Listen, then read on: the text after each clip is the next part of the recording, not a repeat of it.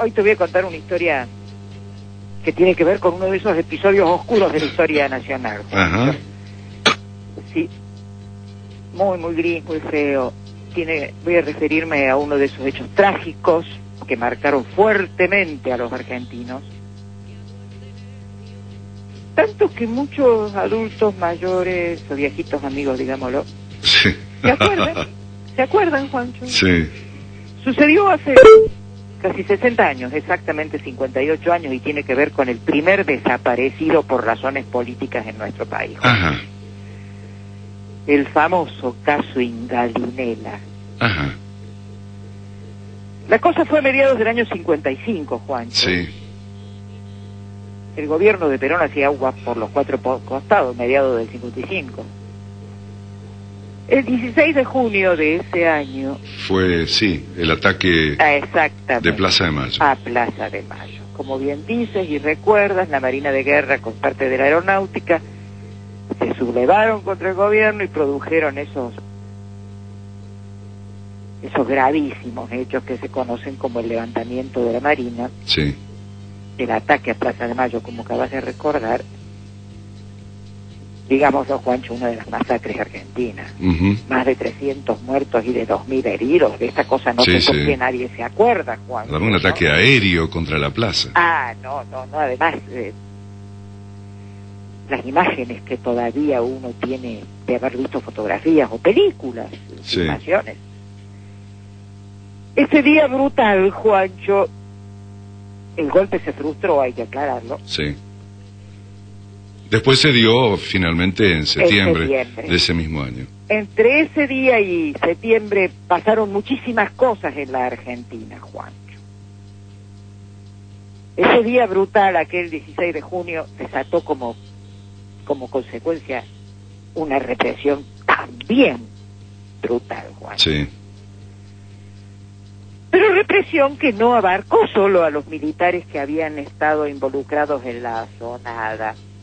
Después también incluso una reacción muy violenta fue esa noche también el tema de la quema de las iglesias, por ejemplo. Así es, Juancho. Así es. Fue una noche triste, fueron hechos terribles. Que uno siempre se acuerda de la Revolución de Septiembre del 55, pero de los días que la precedieron fue casi medio año de locura, Juancho, y de muerte, ¿no? Te decía que la represión no solo se ocupó de los militares que habían participado en la intentona, sino que se extendió a la población civil que se creía vinculada a los sectores civiles opositores, que se los creía vinculados con este asunto. En Rosario vivía y militaba en las filas del Partido Comunista, Juancho, un médico de 43 años, y vayamos aclarando que era un alto dirigente del PC, Sí.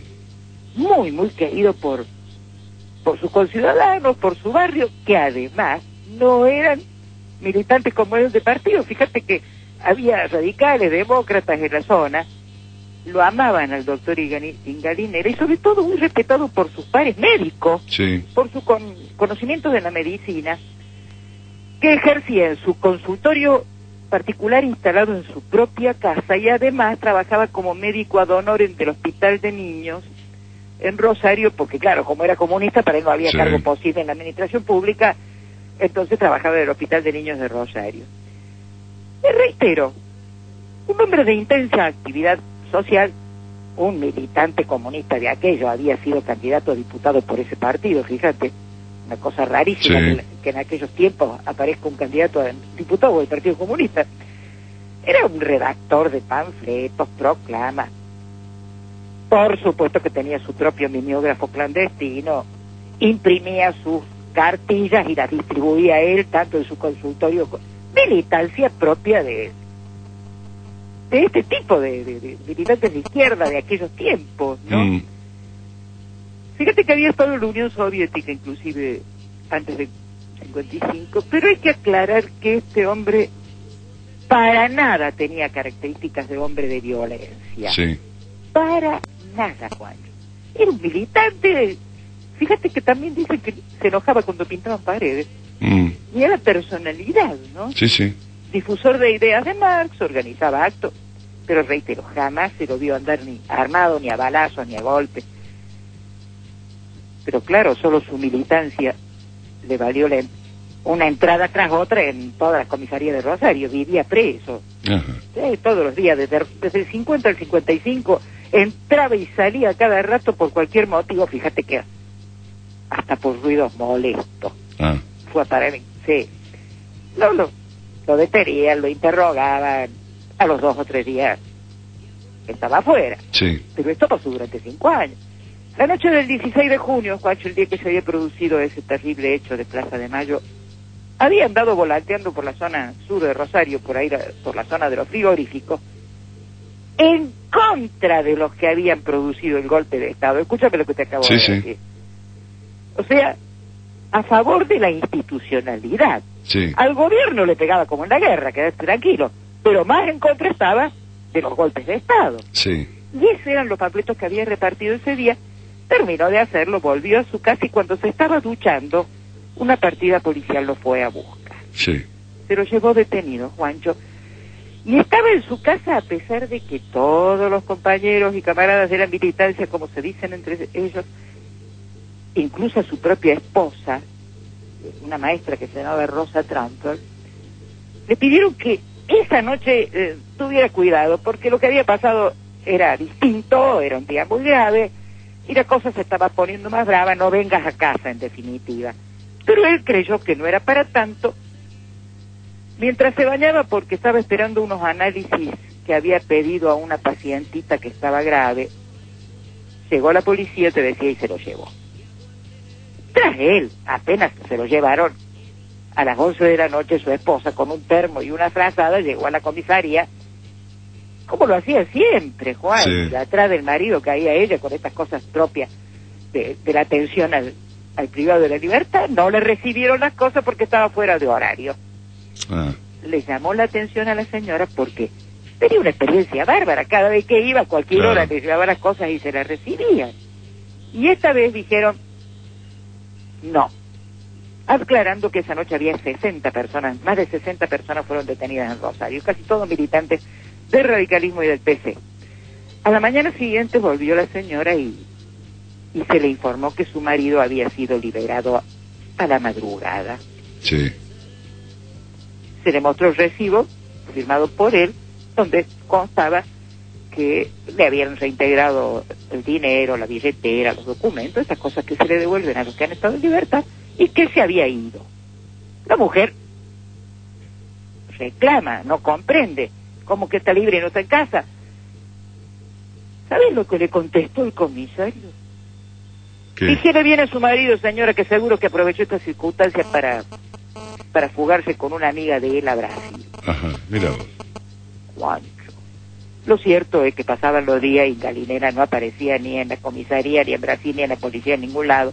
Se formaron comisiones investigadoras en Rosario, en el Congreso, algunas paralelas de la oposición integradas por Alfredo Palacios, Alicia Moró de Justo, Horacio Teri, Juancho, nombres próceres de la historia nacional, integraron comisiones, se producían manifestaciones a lo largo y a lo ancho del país pidiendo por la aparición del médico.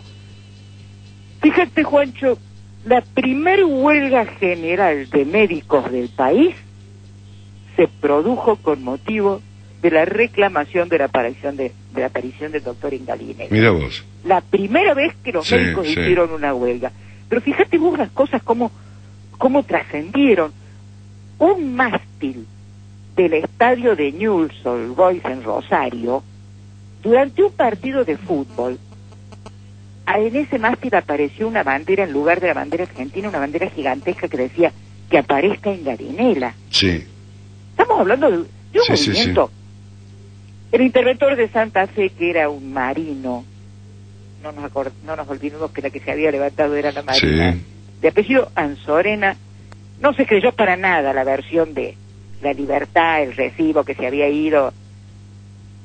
Investigó un poco, se advirtió que la firma en el recibo era falsa y decretó la exoneración de los agentes y autoridades de la comisaría donde había estado detenido.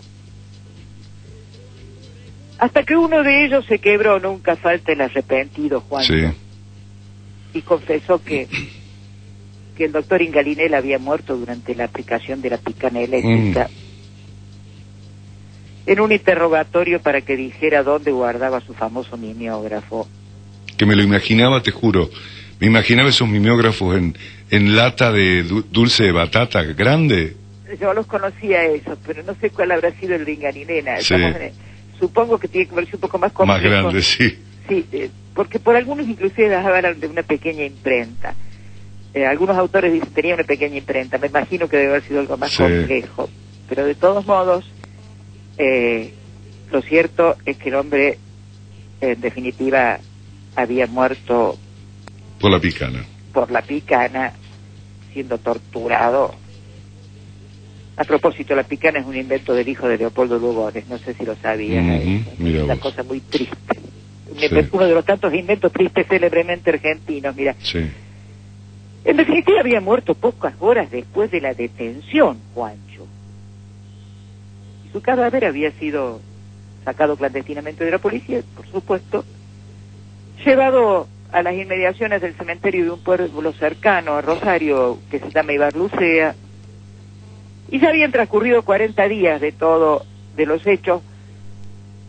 Estamos en agosto del 55 ya, Juancho. Y cito la fecha por la importancia que va teniendo, ¿cierto? Sí, sí. Nos va pintando el panorama. Se buscó el cuerpo en el sitio en que se había indicado, no se lo encontró. Solo apareció un pedazo de la manga del sobretodo del doctor Ingalinela en ese lugar. El cadáver, el cuerpo muerto de Juan Ingalinela jamás apareció, Juancho. Lo que pasó con los torturadores es otra historia. Lo que he intentado contarte hoy son algunas circunstancias que rodean la primera de las desapariciones forzadas de personas en nuestra historia, Juancho. Mira vos qué interesante, ¿no? La del militante comunista doctor Juan Ingalinela. Fue en 1955, a mediados de ese año, Juancho.